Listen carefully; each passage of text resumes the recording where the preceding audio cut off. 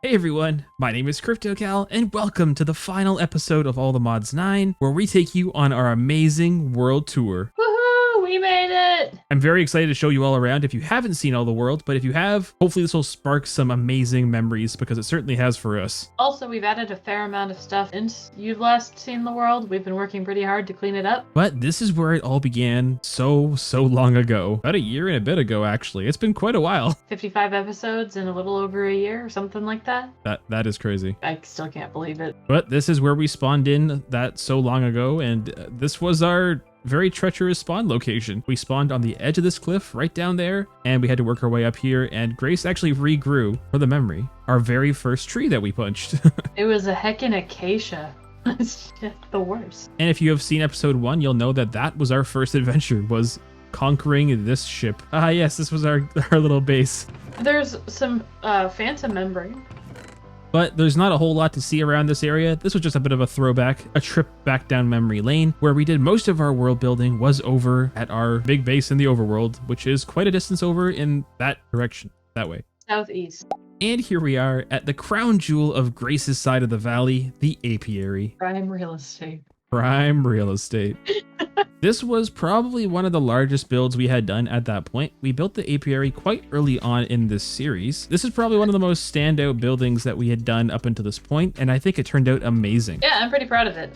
This is really the first series or first world that I've ever really spent a lot of time building in, so this is my first big project that I've ever done. Each of those leaves being hand converted to be gold was definitely worth it. Well, the main function of the apiary was actually resource generation. This is where most of our resource gen took place. Over on this side, we have mystical agriculture set up where we are using lily pads of fertility in combination with some fertilized soil here. And then over on this side, we have the wall of bees. This is where the bee obsession really took off. I have a lot of bees. These are some of them, and this is where we did all of our productive bee resource production for the most part. We have a couple spotted elsewhere, but this is really the hub of it. And whenever we needed a different resource, we would take the hives and interchange them with different hives for the different materials. We had a little setup underground here taking care of all the resources that we needed. We had all the processing going on under here as well, and all of this being sent back into our main storage system, so it was taken care of pretty handily down here. So just off to the left down the path from the apiary, I made a little playground and a little park area. As you can kind of see, there's a little picnic blanket and stuff like that. As we continue down the path here, you can kind of see a community garden I've got off to the side that I built, as well as all these little townhomes. I really wanted to make it feel lived in, and I'm pretty proud of this little spot. And just so all the people know, Grace did actually go through and give every single one of these houses an interior. We're not going to show every single one of them off, but just so everyone knows. I did every single interior. There are like 18 of these townhomes. I am in pain.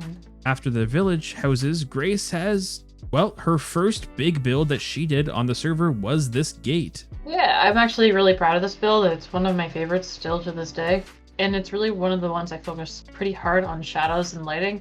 I hadn't really done much building before this world, so this was my first time really trying hard to build. It's a nice tone setter for the rest of my area. It also has a very dark secret. Into the sewer we go. Into the sewers! Yeah, so the sewers are through here, and the sewers are obviously not containing anything suspicious. Definitely no blood. Yeah, definitely no blood at all. No. No blood. Definitely no blood. No, the doors are painted red from poppies. Yes, yeah. Poppies. Yes. Definitely poppies. Poppies. Not a symbol of the horrors that lie within. This is the proper way to enter the sewers if you want to do it the right way. There is a sneaky little entrance in the apiary, which I'll leave up to you to find. But let's go ahead and check out this sewer, shall we? The sewer is accessible here through this little waterfall that you can see from the outside. So if you come down here, you gotta swim for this. You gotta swim through the little hole in the grate. A little dark and dreary down here. I hope the YouTube compression is okay with this. Very spooky, very ominous, very sewer. Not meant to look clean, not meant to look friendly.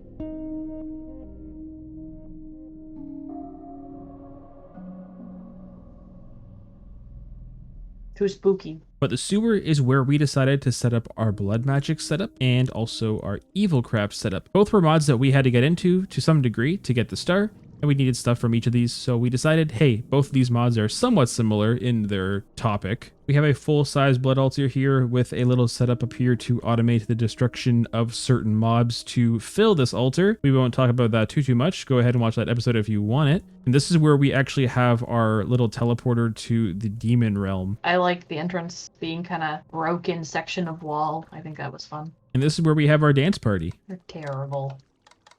And after you come out of the sewer, you can continue on down the path and you'll go into what is Grace's village and market area. A bunch of little market stalls that she's designed up that are really cool, some flowers being sold, and a couple really awesome looking food trucks here that are selling breakfast food and ice cream, which you can't go wrong with. Yeah, I saw these kinds of builds, very similar ones online, and I made some small adjustments, but I thought they were really cool. Yeah, Pinterest is great for inspo and stuff like that. And after you're done at the village market, you can come on down these stairs, take you to the next stop along our journey. And you actually gotta get in some boats to get to the next area. Whoa, I can't drive. You don't know how hard this is to do without replay mod. Everyone watching, please subscribe. Thanks. And after you finish boating in a very straight line, you walk up over this area and you get to our Botania spot, which we've dubbed as our nature area because it's nature that is neat.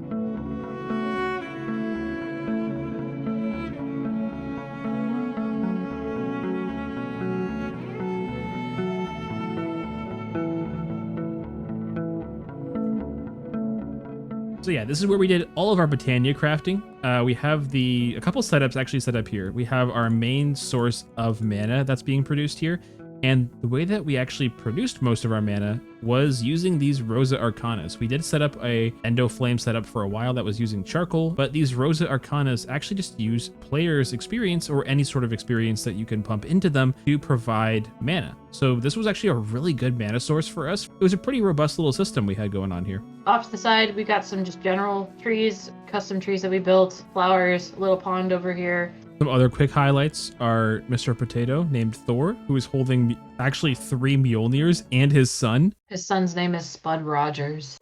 And after leaving the village and coming on down this path, you'll get to our power generation facility. Right here on the river. The only thing that we originally planned this to have was the mob farm actually.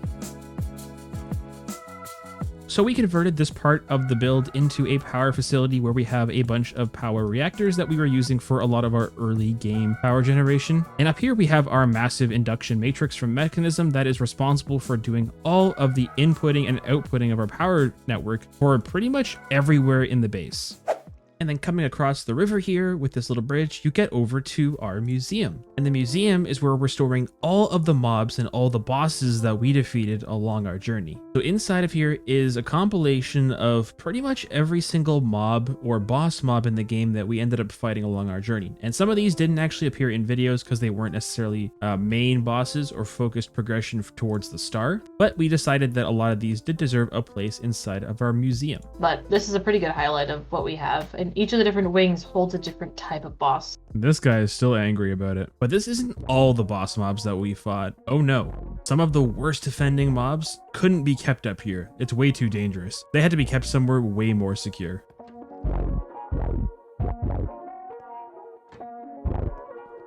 Welcome in to the maximum security room. This is where we keep some of the worst defending mobs that we had to deal with over the course of this playthrough, and we have their crimes listed above their cells. So if you ever wonder what they are in there for, we have it listed there.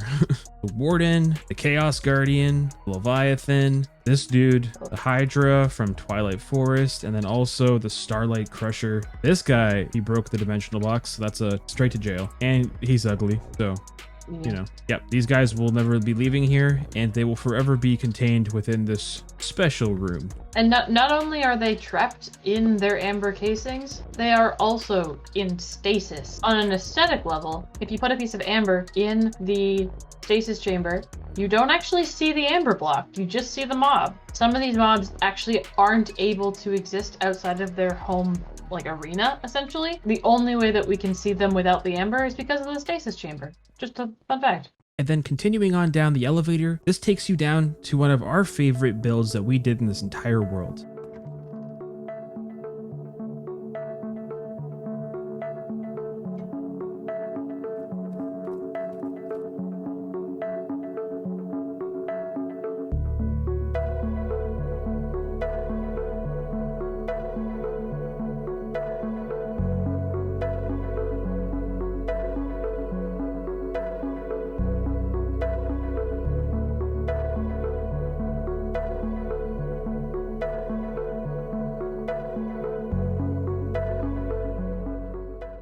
This is the build that we called the Cave of 1,000 Stars because this is the build that me and Grace put together for when the channel hit 1,000 subscribers, which is a huge milestone that I hit during this adventure. And I have in the middle of the cave a little pedestal commemorating the 1,000 subscriber milestone. And inside here it says the date that we actually hit it, which was September 21st. We used lots of layers of clear black glass to add some depth on the ceiling and the floor. And all of these are just little individual lights that we placed, and we made sure that there were exactly 1,000 in the ceiling and in the floor. These stars are placed on different layers of the glass so that you can see some of them are brighter and seem closer than others, and so the effect of some being farther than others is because they're on different layers of the glass that we have up there. And back here on ground level, we can walk up this path, and it's where I have a nice little flower field that I've planted, but this takes you right up to my side of the bridge. This is the first build that I did kind of as well. Me and Grace worked on our gates at the same time. I was working on this one over here, and it's a bit of a different style, smaller, a little bit chunkier, but I was happy how it turned out overall. And it wasn't really meant to be anything more than just a gate, but it ended up actually being the location of our main storage for most of the pack until we got to, well, KryptoCal, but that's different. We'll get to that in a sec. Our main storage is actually housed inside of the gate under here, and you can see I have a little indication of where the elevator is. You can come down here, and this takes you into our office space, which was originally supposed to be our temporary solution, where we were only going to be staying here for a short time until we actually got the proper storage room set up. But in true us fashion, this then just became our storage, where we actually have the control for the mob farm is over here. And the warp plate down to the power building. Yeah, that takes you down to the power building. In case you were wondering how you actually get into that building, you access it from here. But there's a bunch hidden underground too as well. I won't get into this too much, but this is where we actually store all of the logistics for sending our refined storage around pretty much everywhere. This is all handled using these network transmitters. All of our auto crafting is here. A couple extra storage pieces that didn't fit on the main wall are stored down here. And this is also our import. So this is what we're actually doing to import all the items into our storage here. So that's basically linked up to the apiary. And yeah, that's pretty much everything to say about this area. Pretty simple. We kept it pretty compact and small, so nothing out of the ordinary, but we were really happy with how the room actually came together, which is why I think is part of the reason that we ended up staying here so long. Which is hilarious because we designed it to be intentionally corporate ugly, but it turned out to be corporate cozy. And on the other side of the gate, there is a waystone, and we're going to actually take this now to a brand new area, which is going to be where we did our KryptoCal progression inside of the Beyond Dimension.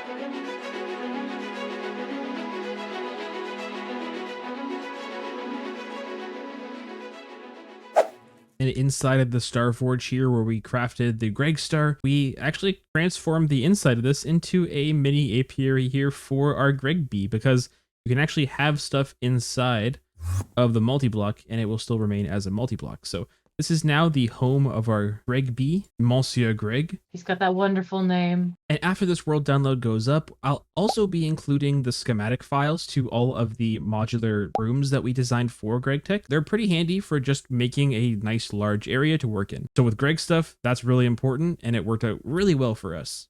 And our next stop along our tour here is going to be going up to the top there where we have our cathedral set up.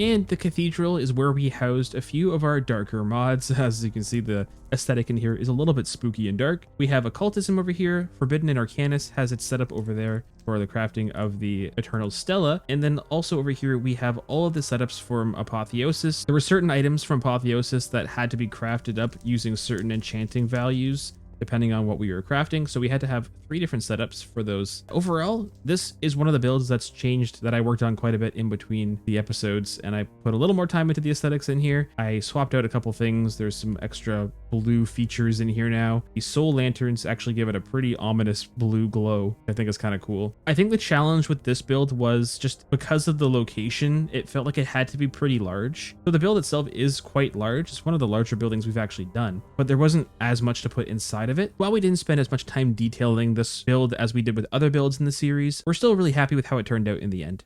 And to get to the next build, we have to come down the staircase here.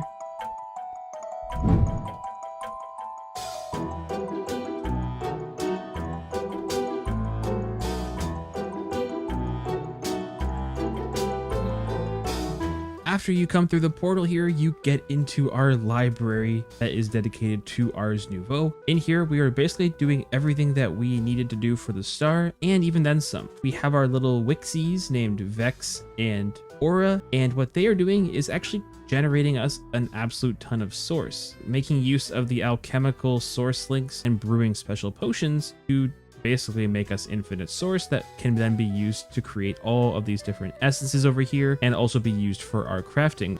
Show them Frank and Frank. And up here we have Frank and Frank gathering us amethyst, doing their thing. Absolutely killing it. We have tons of amethyst shards, which we don't even have hooked up to storage. We're just doing this for them, really. They're just having a grand old time stomping away. But same way that you come in through a portal, this actually is a portal. The shaders make it not look like it is, and same with the way in. And this really massive one on the wall here takes you out over to the bridge, where you can then get a beautiful view of the Ars Nouveau building. Taking a look at this build at night, it is absolutely beautiful. The front stained glass feature that we added was just one of the most unique things we've done in terms of building style. I am blown away by how many different blocks we used for this, but the fact that we have granite and packed mud and jungle logs and different spruce variants. And I think it complements the cathedral perfectly. They're so different, but also there seems to be something connecting them. It just seems right somehow. And as we walk across the bridge to our final destination, let's just take a moment to appreciate this bridge and how it was basically the first build we did on the server, period. Like before there was anything to actually see on either side of the bridge, we had the bridge. I think I've spent more time sitting on this bridge than probably anywhere else, really. Filmed a lot of intros and outros on this bridge. This bridge has supported us in so many ways. It's a bridge joke, get it? And the bridge will support you too when you spawn in here, because this is going to be your world spawn.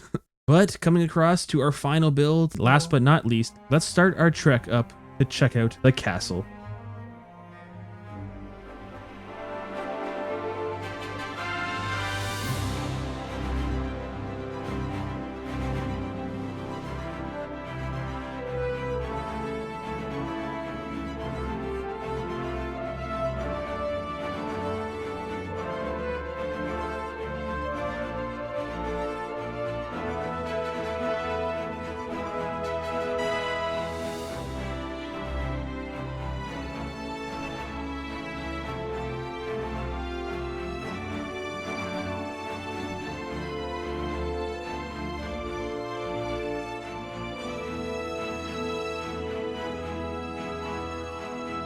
At the beginning of this pack, I was inspired to try out building something that I really hadn't done before, and that is building a castle, like a full proper castle. And the whole thing is loosely based on Hyrule Castle. It's what this is loosely inspired on, and when I say loosely, I mean very loosely. It ended up being quite large, and obviously as you can see, there is a lot of unused space, plenty of open areas, but I thought that was okay. I thought having open space was going to be nice, but there's also still plenty of function in here. Every single wing pretty much has some purpose. And don't come downstairs. Downstairs is where we have a lot of the basement type stuff. But it does give you an idea of just how much terrain you made, because we're standing on the original terrain, and the rest of it is constructed. There were a couple small features that I've added since the last episode. I added this waterfall here. I thought it turned out really cool. Actually, I thought this was a perfect place for it. added some trees and stuff, and this whole thing now feels much more integrated into the landscape. I learned a lot in building this castle. I learned about how I would build castles in the future differently, but also I learned a lot of things that I thought were cool and that worked out really well. And finally, the last thing I added here was a throne, because what castle is complete without a proper throne? Showcasing all the mod star blocks and also our Greg star blocks, very fancy indeed. And I think this throne room is a great tribute to all the work that we put into this world. This has been amazing. This is a great world. I'm very happy with this world. Fun playthrough. But before we sign off, I have some really cool before and after pictures to show off. They really showcase how much this area has changed over time, and you can see some resemblances of what it used to look like, and there are still some things that are still the same, which is kind of fun, but you can see how much has actually changed. So I'll go ahead and roll those pictures now. And I want to take this time to thank each and every one of you for joining us in this world. I couldn't have imagined where this series would get to. I also really want to thank Grace for being a huge part of this series. This world just wouldn't have felt the same without her in it.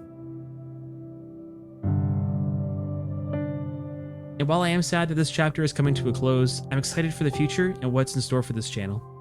And I'm excited to share in a bunch of adventures with all of you.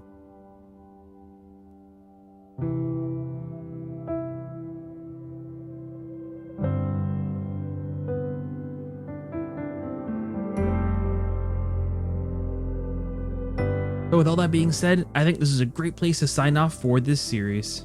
Thank you very much for watching, everybody. I really hope you did enjoy this whole series. If you did enjoy, feel free to leave a like, comment, and subscribe to the channel. Also, if you haven't already, be sure to join the Discord. The link is in the description down below. Well, that's it from us, everybody. I hope you all have a good one, and I'll catch you in the next series, which will be coming very soon. Bye!